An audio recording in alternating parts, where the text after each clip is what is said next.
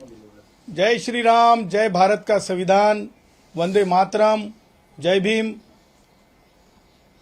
मला आपणास सर्व माध्यमांशी संवाद साधताना अत्यंत महत्त्वपूर्ण विषयावर मी आपणाशी बोलणार आहे आणि हे बोलणं जे आहे मुंबईच्या दळणवळणाशी संबंधित आहे। आजचा जो संवाद आहे तो मुंबईच्या लाईफलाईनला, मुंबईच्या व्यवसायाला कशा प्रकारे अडथळा निर्माण व्हावा हा उद्देश मनोज जरंगे पाटील आणि महाविकास आघाडीचे पुढारी यांच्या उपस्थितीत हा केला चाललेला आहे। आजच्या तारखेला 29 तारीख ज्या प्रकारे त्यांनी आंदोलनाची निवडली, ह्या तारखेला गणेश भक्तांची कशा प्रकारे हेळसांड होईल हे टार्गेट ठेवण्यात आलं। त्याचबरोबर ज्या प्रकारे हे आंदोलन चालू आहे, ह्या आंदोलनाला कायद्याच्या सीमा पूर्ण तोडमरोड केलेलं हे आंदोलन चालू आहे आणि म्हणून तातडीने ह्या आंदोलनावर काय ती कारवाई व्हावी कायदेशीर दृष्ट्या, त्याकरिता आम्ही आज police director general of police, माननीय मुंबई पोलीस आयुक्त, माननीय वरिष्ठ पोलीस निरीक्षक आझाद मैदान यांना रितसर तक्रारी दिलेल्या आहेत आज। कारण कायद्याचा भंग ज्या प्रकारे झालाय, ज्या प्रकारे लोकांना त्रास दिला चाललाय, ज्या प्रकारे रस्ता रोको केला चाललाय, ह्या सगळ्या बाबी अत्यंत गंभीर आहेत। सर्वोच्च न्यायालयाने दिलेल्या शहाणी विरुद्ध सरकार या खटल्याच्या विरुद्ध आहेत, त्याचबरोबर म्हणजे त्या खटल्यात दिलेल्या निर्देशांचं पालन न करणारे आहेत। त्याचबरोबर नव्याने जे कायदा अस्तित्वात, रूल्स अस्तित्वात आले की कशा प्रकारचं आंदोलन असावं, किती लोक असावेत, त्यांची संख्या किती असावी, त्या सगळ्या कंडिशन जे मनोज जरंगे यांच्या आंदोलनात देण्यात आल्या होत्या त्यांचा भंग करून हे आंदोलन चालू आहे। मनोज जरंगे कायद्यापेक्षा मोठा नाही। जरंगेच्या गाड्या ज्या प्रकारे जरंगेचे लोक कायद्याची पायमल्ली करून मध्ये येत होते, पोलिसांसोबतच्या हुज्जती आज माध्यमांसमोर आपण पाहिल्या। त्याचबरोबर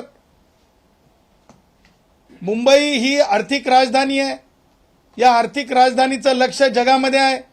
जगामध्ये ह्या राजधानीची बदनामी व्हावी, देशाची बदनामी व्हावी, हिंदुस्थानाची बदनामी व्हावी, देशात काहीतरी भयंकर आहे हे दिसावं या उद्देशानं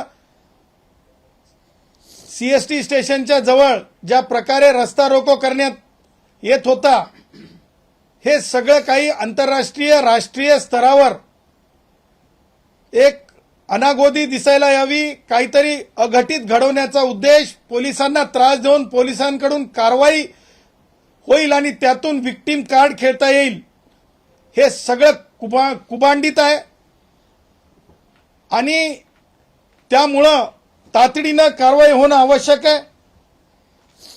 मला आज या आंदोलनाला हे नाव द्यायचं आहे की आंदोलन, मी अगोदरपासून सांगत होतो की मनोज जरंगे यांचं मुखवटा आहे, मनोज जरंगेचा फक्त मुखवटा आहे, मनोज जरंगेचा फक्त मुखवटा आहे आणि राजकारण ह्या आंदोलनाचा आत्मा आहे। राजकारण ह्या आंदोलनाचा आत्मा आहे, हे आज दस्तूर सिद्ध झालेलं आहे। आज आपण बघितलं कोण कोण होते। उद्धव, मुंबईत लोक राहत नाहीत का? मुंबईतले लोक हिंदुस्थानी नागरिक नाहीत का? गणेश भक्त मुंबईतले रहिवासी नाही आहेत का? आणि उद्धव यांची मुखसंमती, उद्धव यांचं व्यक्त होणं, उद्धव यांचं स्वागतार्ह भाष्य हे लक्षात आणून देत आहे की उद्धवचं याच्यामध्ये किती इन्व्हॉल्वमेंट आहे. कारण उद्धवचे जे लोकप्रतिनिधी आहेत, संजय जाधव खासदार आहेत, हे त्या मंचकावर जातात. मग उद्धव अगोदर पाठिंबा नाही, पाठिंबा हो नाही, पाठिंबा हो नाही, हे काय नाटक होतं का? अर्थात शिवसेना उद्धव ठाकरे गटाचं सुद्धा हे आंदोलन आहे का? हे उद्धव ठाकरेमध्ये दम असेल तर उद्धव ठाकरेंना आता सत्य बोलावं. उद्धव ठाकरेमध्ये दम असेल तर उद्धव ठाकरेंना सत्य बोलावं. त्या पुढे जाऊन मला म्हणायचंय की ज्या प्रकारे राष्ट्रवादी काँग्रेसचे वयोवृद्ध पुढारी शरद पवार त्यांच्या गटाचे आपण ज्या प्रकारे आमदार तिथे येऊन काय सांगत होते, काय बोलत होते खासदार,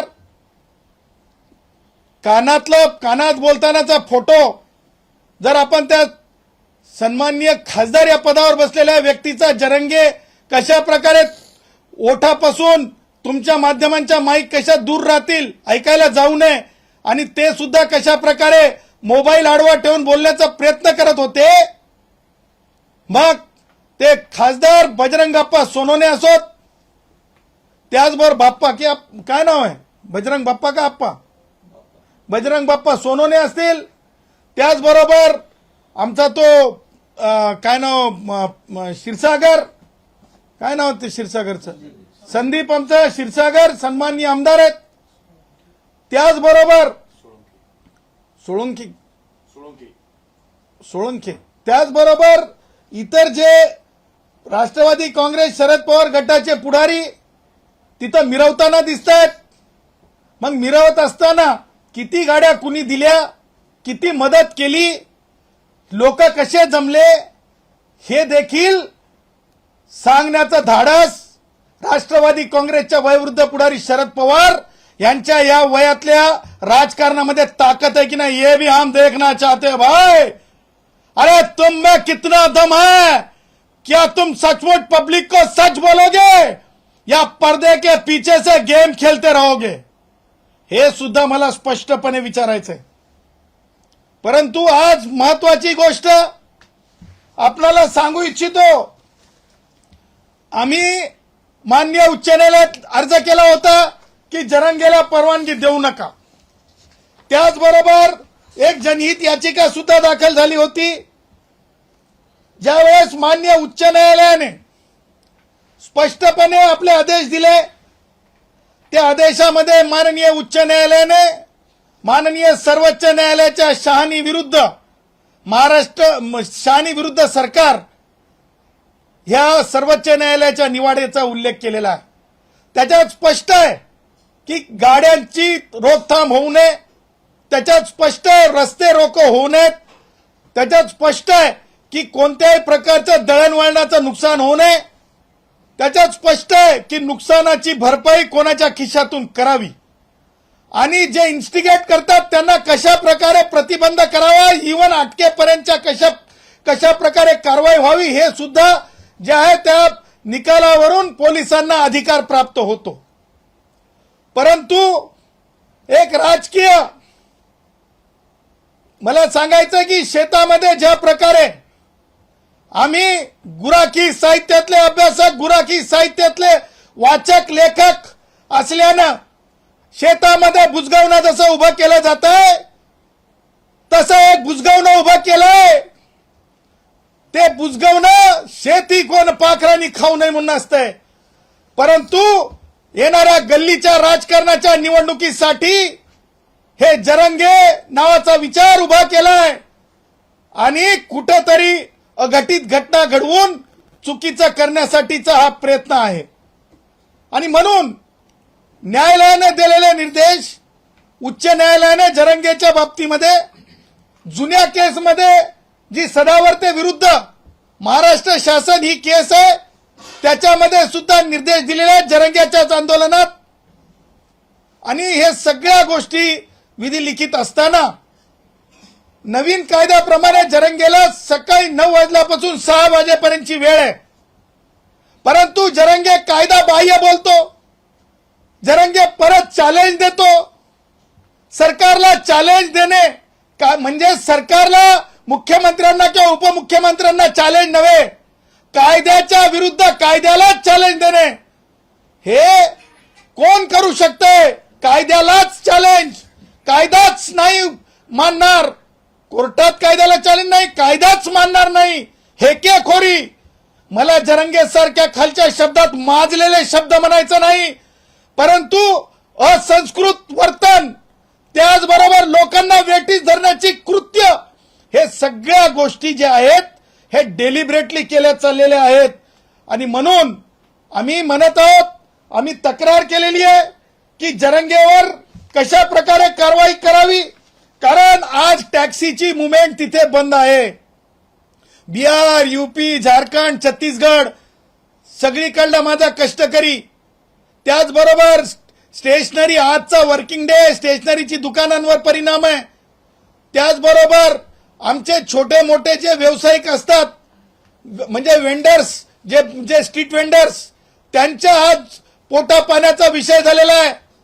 त्याचबरोबर हॉटेल व्यावसायिक असतील, त्याचबरोबर इतर कामगार कष्टकरी असतील, ह्या सगळ्यांचं जे आहे आज त्यांच्या आपापल्या पद्धतीनं जीवन जगण्याचा जो मार्ग असतो, जो दोन पैसे कमवण्याचा जो मार्ग असतो, त्याच्यावर एक त्रास झालेला आहे. अनेक फ्लायओव्हर, फ्रीवे बंद आहेत, त्याचबरोबर रस्ते जाम करण्यात आलेत, 5,000ची मर्यादा ओलांडून टाकलेली आहे.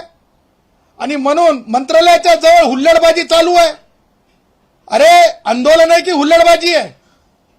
आंदोलन आहे की काहीतरी चुकीचा करून दाखवायचंय? आणि म्हणून मला असं म्हणायचं आहे की ताबडतोब आमच्या तक्रारीत आम्ही सांगितलेल्याप्रमाणे मनोज जरंगे यांच्या विरुद्ध एफआयआर दाखल करावा. बीएनएस कायद्याखाली, मुंबई पोलीस अधिनियम 1951 खाली. त्याचबरोबर ज्या प्रकारे मनोज जरंगे यांनी वारंवार उच्च न्यायालयाचं आणि पोलिसांनी घालून दिलेल्या जे काही कंडिशन्स आहेत त्याचं उल्लंघन केलेलं आहे, आणि कायद्याचं मोठं उल्लंघनच नाही तर कायदा मोडून तोडून काढलेला आहे, त्याच्यासाठी कारवाई व्हावी. त्याचबरोबर जे सपोर्टिंग लीडर आहेत, म्हणजे शहानी विरुद्ध सरकार, ह्याच्यामध्ये जे इन्स्टिगेटर असतात, जे सपोर्टिंग असतात, त्यांच्यावर कारवाई व्हावी. त्या उद्देशानं खासदार संजय जाधव, बजरंग बाप्पा सोनवणे, श्री उद्धव ठाकरे यांच्यावर सुद्धा ह्या abetment for unlawful assembly and for giving political, ज्या प्रकारे राजकीय हात देऊन हे सगळं इलिगल एजिटेशन करण्याचा प्रयत्न आहे, कारण रोडवरल्या एजिटेशनला परवानगी दिलेली नाही आहे. पंचम जी पानवटा हे आहे, जिथे आपण लोकांना पाण्याची पिण्याची व्यवस्था केलेली आहे फॅशन स्ट्रीटला, तिथे कोणत्याही प्रकारच्या एजिटेशनची परवानगी नाही आहे. त्याचबरोबर व्हीटी स्टेशनच्या बाहेर परवानगी नाही आहे. ह्या सगळ्या गोष्टींना कारणीभूत हे पुढारी आहेत. यांनी दिलेलं बळ आहे, यांनी दिलेली साधन सामुग्री, याची चौकशी झाली पाहिजे. आणि म्हणून आणि त्याचबरोबर जरंगे यांनी उच्च न्यायालयाच्या आदेशाचा भंग केलेला आहे, अंतरिम आदेशाचा भंग केलेला आहे. आणि त्याचबरोबर बीएनएसएस अंतर्गत आणि आयपीसी अंतर्गत, जुन्या कायद्याअंतर्गत देखील लालबागच्या राजाकडे जे लोक दर्शनाला जातात त्यांना त्रास व्हावा या उद्देशाने काही कुभांड केलेलं आहे. तेव्हा अशा लोकांना तातडीने कारवाई व्हावी, त्यांना थांबवावं. जे लोक त्रास देतात गणेश भक्तांना, आणि तातडीने यांना अटक करावं, यांना उठवावं. 6 वाजल्याच्या नंतर यांना एकही मिनिट तिथं बसू देऊ नये. म्हणून आम्ही तक्रारी दाखल केल्यात. आझाद मैदानच्या वरिष्ठ पोलीस निरीक्षकांना मी स्वतः फोन केला पोलीस स्टेशनला. मला सांगण्यात आलं सन्माननीय हवालदारांनी की साहेब, फॅशन स्ट्रीटला पंचम पानवटा आहे, जिथं पाणी पिण्याचं ठिकाण आहे, तिथं लोक हुल्लडबाजी किंवा रस्ता रोको करतात, त्यांना तिथून बाजूला हटवायला गेलेले आहेत. अर्थात पोलीस मशिनरीवर जाणून बुजून एक ताण निर्माण करण्यात आलेला आहे. हे कारवाया व्हाव्यात. त्या पुढे जाऊन अत्यंत गंभीरपणे मला नमूद करायचं आहे, जरंगेचं आंदोलन असंविधानिक म्हणताना मला तुम्हाला सांगायचे काही महत्त्वाच्या गोष्टी. अशा प्रकारचे अनिष्ट आंदोलन आणि अशा प्रकारचे चुकीच्या असंविधानिक मागण्यांच्या आंदोलनाचा सगळ्यांनी सर्व स्तरात निषेध केला पाहिजे. त्याचं कारण तुम्ही लक्षात घ्या की ह्यापूर्वी देखील संविधानावर घाला आणण्याचा जरंगे सारख्या लोकांनी प्रयत्न केला होता. अॅट्रॉसिटीचा कायदा रद्द करा म्हणून मोर्चे निघालेले होते, आपण सगळ्यांनी बघितले. अॅट्रॉसिटीचा कायदा रद्द करा म्हणून मोर्चे निघाले होते, आपण हे सगळ्यांनी बघितलेत. अॅट्रॉसिटीचा कायदा सुद्धा भारतीय संविधानातून निर्माण झालेला आहे आणि आरक्षणाचा कायदा सुद्धा भारतीय संविधानातून निर्माण झालेला आहे.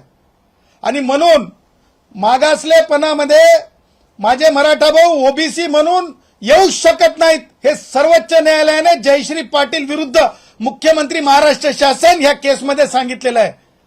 म्हणून हे संविधानालाच तोडमोड करण्यासाठीचं आंदोलन आहे. संविधानालाच म्हणजे एका प्रकारे कुठे ना कुठे डॅमेज करणारे आंदोलन आहे. हे आंदोलनात जे कोणी सहभागी होत आहेत ते संविधान विरोधी आहेत. संविधानाच्या विरोधात जे कोणी सामील होत असेल आणि अशा प्रकारे हिंसक जुनाच जरंगेचा इतिहास आहे, त्याच इतिहासाची पुनरावृत्ती आहे की लोकांना थांबवणे, वेटीस धरणे, लोकांच्या रोजीरोटीपासून थांबवणे हे सुद्धा हिंसक आणि क्रूर कृत्यामध्येच मोडत आहे. तेव्हा ह्या अशा संविधानाला तोडमोड करणाऱ्या संविधानाच्या विरोधातल्या ह्या आंदोलनाला आपण असंविधानिक कृत्य करणारं आंदोलन, संविधान विरोधी आंदोलन, देशहिताविरोधी आंदोलन, देशाच्या राष्ट्रीय एकात्मतेच्या विरोधातलं आंदोलन आणि म्हणून यांना तातडीने अटक करणं हे अत्यंत आवश्यक आहे अशी मागणी देखील मी करतो. आणि मी हे बोलत असताना मी कायदेशीर आणि पुराव्यानिशी बोलत आहे हे मी तुम्हाला डंके की चोट पे आपल्या माध्यमातून पोलीस अधिकाऱ्यांना सांगत आहे. त्याचबरोबर जरंगेंना सांगत आहे की जरंगे वेळ संपली 6 वाजताची आणि सगळ्यांना जो न्याय आहे, मग तो पारधी भावांना जर न्याय असेल आझाद मैदानात वेळेवर उठायचं आणि वेळेवरच आंदोलनाला बसायचं, तर जरंगे काय वेगळा आहे का? जरंगे काय कोणी लागून गेलाय का? मग ते खासदार भेटायला येतात म्हणून विशेष व्यवस्था भारतीय संविधानामध्ये नाही. एसटीतल्या कष्टकऱ्यांना जर तिथं बसू दिलं नव्हतं, 124 प्रेत झाल्याच्या नंतर उद्धव मुख्यमंत्री होते, उद्धव तो दिवस आठवायचा कशा प्रकारे एसटीतले कष्टकरी जेलमध्ये डांबले होते बसता येत नाही म्हणून. आणि म्हणून जर एसटीतल्या कष्टकऱ्यांना जर जेलमध्ये डांबलं जात असेल एका आरोप करून, हे तर सत्य आहे की कुठे कुठे रस्ता रोको केले आहेत, हे तर सत्य आहे की कशा प्रकारे मुंबईला वेटीस धरण्याचा प्रयत्न जरंगे करत आहे. तेव्हा कायदा वेगळा नाही. माझ्या पारधी भावांच्या आंदोलनाला तोच न्याय असला पाहिजे जे जरंग्याला आहे, तोच न्याय असला पाहिजे. भटक्या विमुक्तांना जो जरंग्याला आहे तोच न्याय असला पाहिजे. जो कोणी अनुसूचित जाती जमातीचा विद्यार्थी असतील त्यांच्यासाठी सुद्धा जरंग्याला विशेष ट्रीटमेंटची गरज नाही. आमचे पोलीस भरतीचे विद्यार्थी सुद्धा तिथं बसलेले आहेत. त्यांच्या टेंटचं काय झालं? मला काल त्या विद्यार्थ्यांनी फोन केला, सर आम्हाला न्याय मिळत नाही, जरंगे म्हणतो न्याय घेतल्याशिवाय जात नाही, आम्ही इथे उपाशी बसलोत. मला आझाद मैदानच्या पोलिसांना विनंती करायची आहे की आमचे पोलीस भरतीचे विद्यार्थी तिथे आहेत खरात आणि इतर, त्यांना कोणत्याच प्रकारची दुखापत होता कामा नये. ते टेंट 1-1 रुपया जमा करून टेंट लावत असतात, तिथं बसत असतात. कुणीतरी मुजोरी करेल, कुणीतरी माजोरीपणा करेल आणि आमच्या कष्टकरी मुलांना तिथून उठवण्याचं धाडस कुणी करू नये असं देखील मी पोलिसांना आवाहन करतो. आज सकाळी जेव्हा जरंगे पाटलांचं भाषण झालं तर त्यांच्या टार्गेटवरती मुख्यमंत्री फडणवीस दिसले. त्यांचं म्हणणं असं होतं की शेवटची संधी आहे मुख्यमंत्र्यांना मराठ्यांची हिरो व्हायची किंवा त्यांचं मन जिंकण्याची. एक लक्षात ठेवा, मुख्यमंत्री एका जातीचा नसतो. मुख्यमंत्री हे सर्वंकष सगळ्या जनतेचे असतात. आणि जरंग्या म्हणजे कायदा नाही, जरंग्या म्हणजे भारताचं संविधान नाही.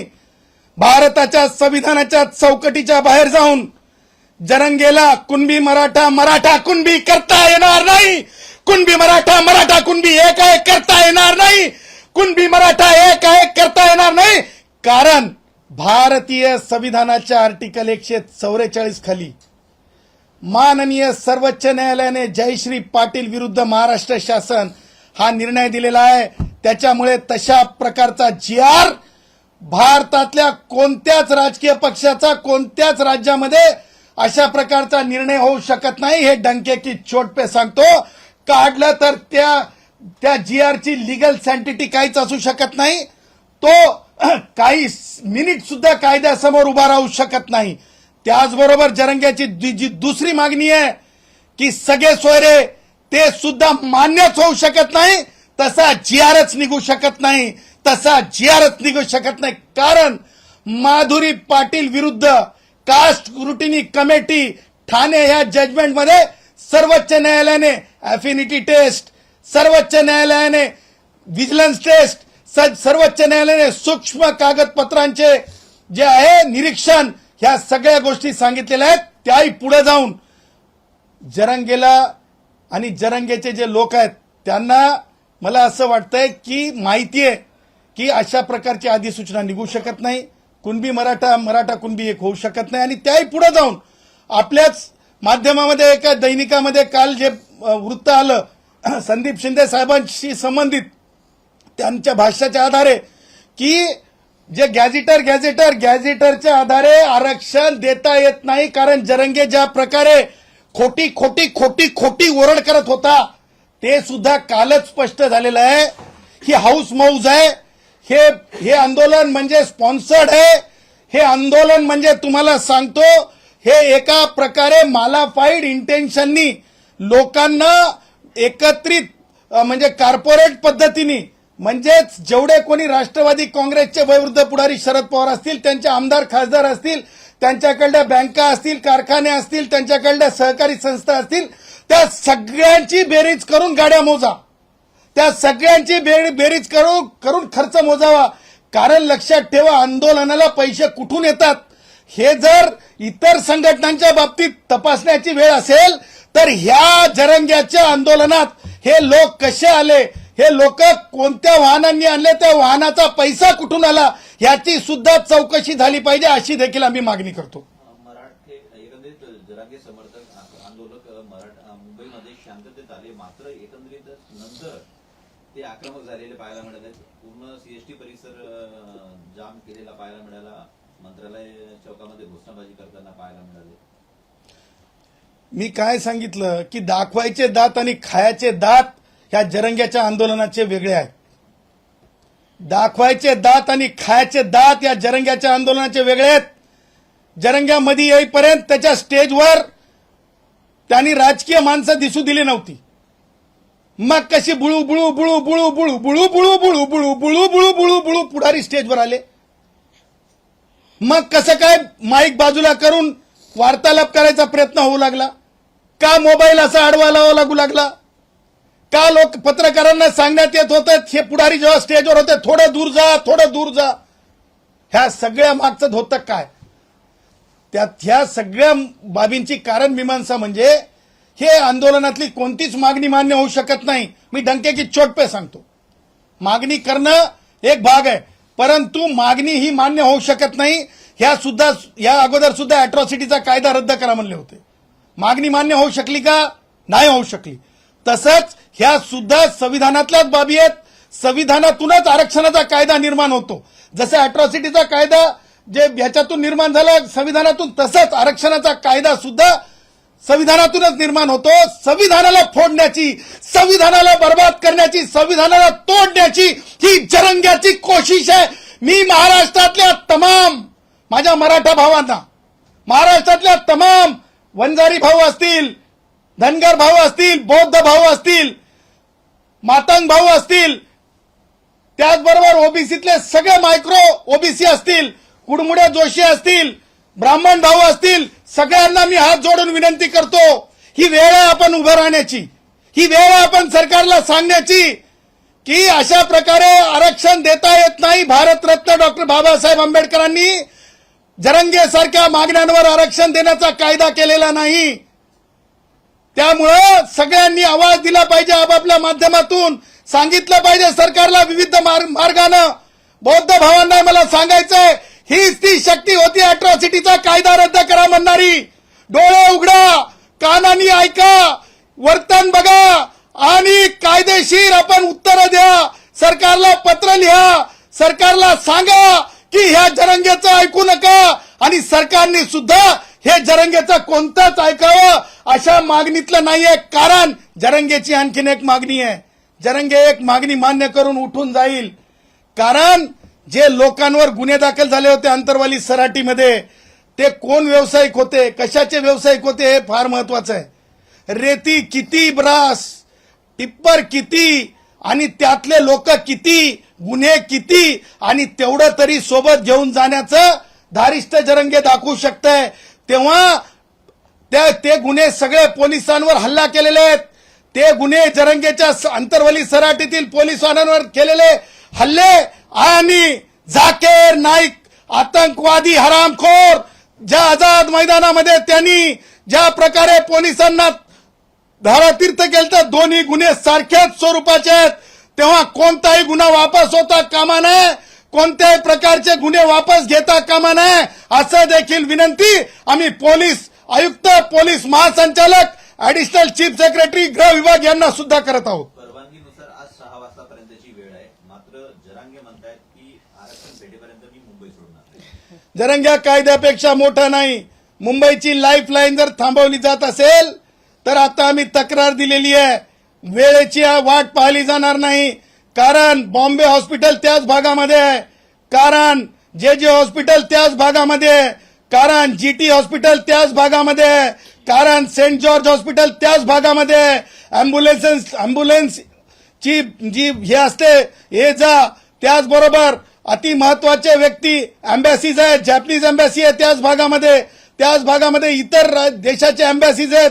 ह्या सगळ्या त्याच भागामध्ये मान्य उच्च न्यायालय आहे, त्याच भागामध्ये सन्माननीय मॅजिस्ट्रेट कोर्ट आहे, त्याच भागामध्ये स्मॉल कॉजेस कोर्ट आहे, त्याच भागामध्ये मानव अधिकार आयोग आहे, त्याच भागामध्ये लोकसेवा आयोग आहे, त्याच भागामध्ये वरिष्ठ आणि महत्वाची कार्यालय आहेत, रिझर्व्ह बँक ऑफ इंडिया आहे, त्याच भागामध्ये तुम्हाला सांगतो नेव्ही, त्याच भागामध्ये ज्या प्रकारे म्हणजे मिलिटरीचे ऑफिसेस आहेत, तेव्हा आणि सर्व अधिक आस्थापना, जागतिक आस्थापना म्हणजेच नेव्हीशी संबंधित आस्थापना, बिझनेसच्या संबंधित आस्थापना, त्याचबरोबर वेगवेगळ्या याच्या कंपनीज, एरोप्लेन कंपनीज त्यांची ऑफिसेस आहेत, आंतरराष्ट्रीय समुदाय आहे तिथे आणि हे सगळं ठरवून केलं जात आहे. तेव्हा हे तातडीनं हे सगळं जो काही चालवलेला म्हणजे बालिशपणा नाही आहे, हे ठरवून जे लोकांना वेटीस धरण्याचा कार्यक्रम आहे हे तातडीनं थांबला पाहिजे.